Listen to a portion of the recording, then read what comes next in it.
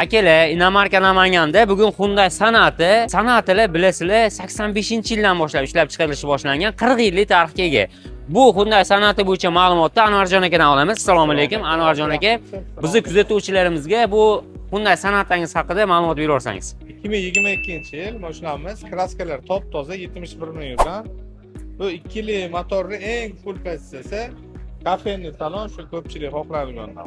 Aka, buni bizni kuzatuvchilarga narxini nech pul qilib berasiz? Okey, men yozib qo'yganmiz. 24 ming narxi chiqdi. Sizdan chiqsa 23.800 pul.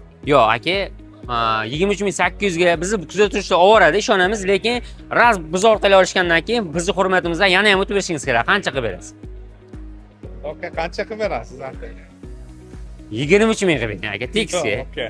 Bilaman, Sonatalar qimmat yuradi, obro'si bor. Ha, bozorda 24 minglik mashina. Endi buni olaman deb qiziqib yurganlar o'zi biladi narxini. Bu 24 mingga ketadigan mashina, to'g'risi. Hop, 23.500 so'm mana qo'shib yubordik kuzatuvchilar. Okey, 700 qilib beraman. Yo, 700 ga bo'lmaydi aka. Doim siz klientlaringizga topasiz. Baraka toping, rahmat.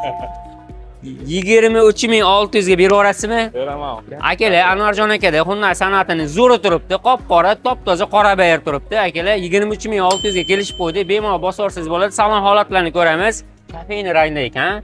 Bilasizlar, buni uzatmalar qutisi ham knopkali ekan. Hyundai Sonatalarni o'zi qidirib yurganlar biladi. Juda ham komfort mashina hisoblanadi. 4 tala o'rindiqlarda ham isitish tizimlari bor, panorama lyuklari bor.